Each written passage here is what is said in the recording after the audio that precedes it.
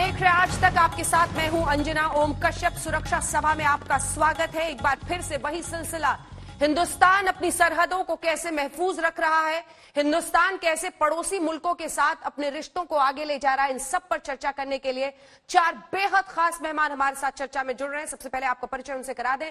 सैयद शाहनवाज हुसैन साहब, पूर्व मंत्री भारत सरकार और मौजूदा प्रवक्ता, राष्ट्रीय प्रवक्ता भारतीय जनता पार्टी के, हमारे साथ जुड़ गए हैं। फॉर्मर आर्मी चीफ जनरल जे सिंह हमारे साथ चर्चा में शामिल हो रहे हैं। ब्रिगेडियर हारिस नवाज साहब, रिटायर्ड, जो कि डिफेंस एनालिस्ट है, पाकिस्तान से हमारे साथ जुड़ रहे हैं। और खास मेहमान इंजीनियर चौधरी इफ्तिकार गुज्जर साहब, जो कि प्रवक्ता हैं पीटीआई के, यानी पाकिस्तान की तहरीके इंसाफ इमरान खान की पार्टी के, वो भी हमारे साथ चर्चा में जुड़ रहे हैं। सबसे पहले चौधरी इफ्तिकार गुज्जर साहब, आपके साथ शुरुआत करना चाहती हूं। हमारे विषय का नाम ही है आज पाकिस्तान को डर लगता है। मौजूदा परिस्थितियों में क्या वाकई पाकिस्तान एक ऐसी परिस्थिति में पहुंच गया है जहां वो हिंदुस्तान से डरने लगा है? बिस्मिल्लाहिर्रहमानिर्रहीम।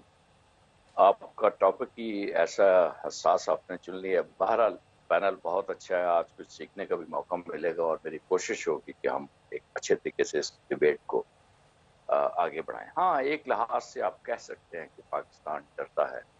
जो सब कॉन्टिनेंट में इतनी बड़ी तबाही जो आएगी भारत की इस एग्रेशन और इस जारहाना सोच की वजह से, वो इसलिए कि पाकिस्तान और भारत दोनों जो है एटमी ताकत हैं, और अगर पाकिस्तान के वजूद को मिटाने की कोशिश की गई, पाकिस्तान अपनी बका के लिए बहुत आगे तक चला जाए। देखिए, इस वक्त अभी आप खबरों में बता रहे थे कि सिर्फ मुंबई में 150 के करीब लोग एक दिन में मर गए, और इधर भी हालत कोई इस तरह की अच्छी नहीं है। हमें चाहिए कि इस वक्त जो सबसे बड़ा दुश्मन और सरा मुकाबला है हमारा वबा के साथ, काश हम एक दूसरे के साथ मिल बैठते, एक दूसरे के साथ मशवरा करते, एक दूसरे की हेल्प करते कि हम इस कोविड-19 से किस तरह निकलें। और काश हम अपने लोगों की गुर्बत दूर कर सकते थे। और ऐसे लोग जो खतरे गुर्बत से नीचे 40% तक जिंदा रहते हैं, जिनकी $2 रोजाना से ज्यादा कमाई नहीं, हम उनके बारे में सोचें। भारत ने किया क्या है? अपने दाएं बाएं, चौधरी साहब, मोदी साहब के एक रास्ता है इसका, आपने खुद ही कहा, इसीलिए काउंटर क्वेश्चन है।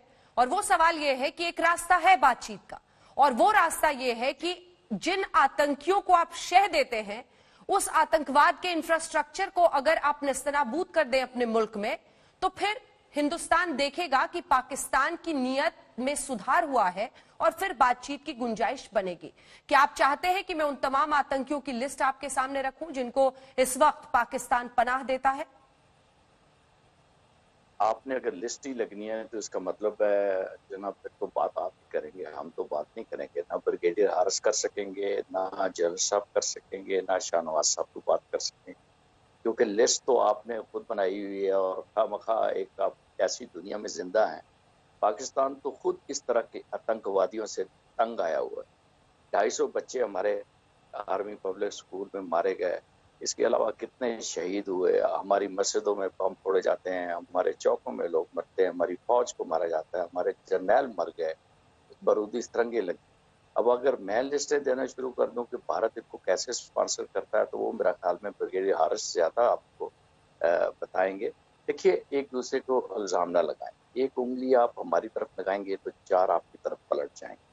आपको ये सोचना चाहिए कि पाकिस्तान और इंडिया दोनों को इस वक्त जो है बैनुल अक़वामी दहशतगर्दी का सामना। कभी आप कुलभूषण हमारे सामने ले आते हैं और एक कुलभूषण नहीं होता, इसी तरह आप इल्जाम लगाते हैं। हमने तो साबित किया, हमने तो आलमी अदालत में भी जाकर साबित किया कि भारत हमारे साथ ज्यादती कर रहा है।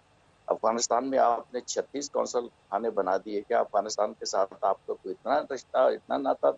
एक तरफ तो आप अफगानियों को गालियां देते हैं, गौरी को और उसके गजनफी को और सबको, और दूसरी तरफ जनाब अली आप अफगानिस्तान से पींगे, इसलिए आप पाकिस्तान को तंग करना चाहते हैं। आपकी बातों का जवाब शाहनवाज हुसैन साहब देंगे। शाहनवाज हुसैन साहब, आप इनको बताइए कि हिंदुस्तान दहशतगर्दी का सामना कर रहा है और ये उसे शह दे रहे हैं। जो कनेक्शन ये नहीं देख पा रहे हैं वो यही कि आतंकवाद के पाले हुए वही लोग, वही दहशतगर्द फिर पाकिस्तान में भी इस तरह के अंजाम देते हैं घटनाओं को। शाहनवाज हुसैन साहब।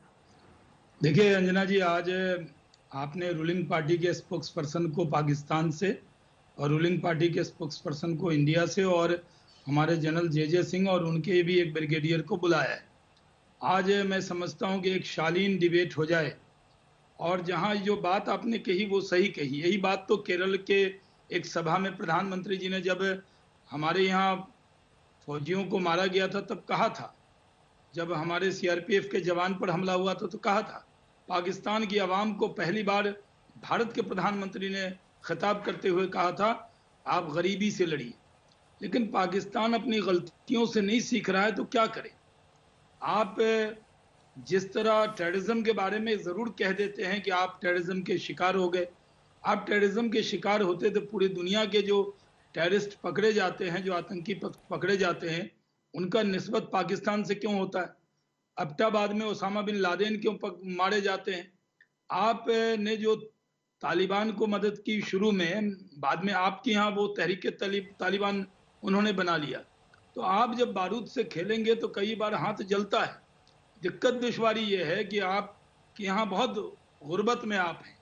इंडिया के मुकाबले आपकी हाल, इंडिया एक कंट्री है जहाँ चाइना अमेरिका से हम अपनी तुलना करते हैं। आप भी अगर कंपटीशन करते, सिर्फ ये कह देना कि आप एटम पावर हैं, तो एटम पावर आप भी कहते थे। जब भी मैं इंटरनेशनल फोरम पर कभी भी जाता था तो जो पाकिस्तान के मेंबर ऑफ पार्लियामेंट मिलते थे वो कहते थे वी आर एटम पावर।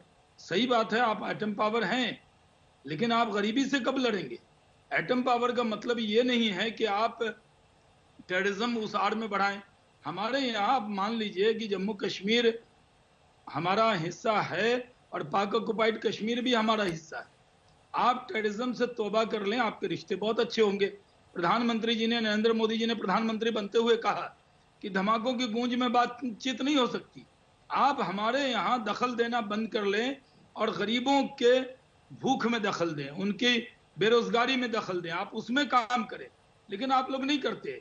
आप जानते हैं कि आप इस्लामिक मुल्क कहे जाते हैं, लेकिन आपसे बड़ी आबादी मुसलमानों की भारत में रहती है और उसको वो सारे हक हकूक मिले हुए हैं जो आपके यहाँ भी नहीं है। इसलिए मैं कहता हूं कि आप अपने लोगों की फिक्र कीजिए, हमारी फिक्र मत कीजिए।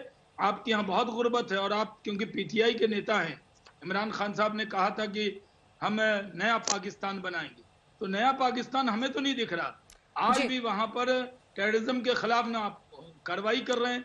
आज भी मसूद अजहर और हाफिज सईद जैसे लोग वहां पर खुलेआम घूम रहे हैं और आप हमारे यहाँ टेररिस्ट को भेज रहे हैं। उसको बंद कीजिए और हम पर रहम मत कीजिए, आप अपने मुल्क पर रहम कीजिए, अपनी आवाम के भूख को मिटाइए।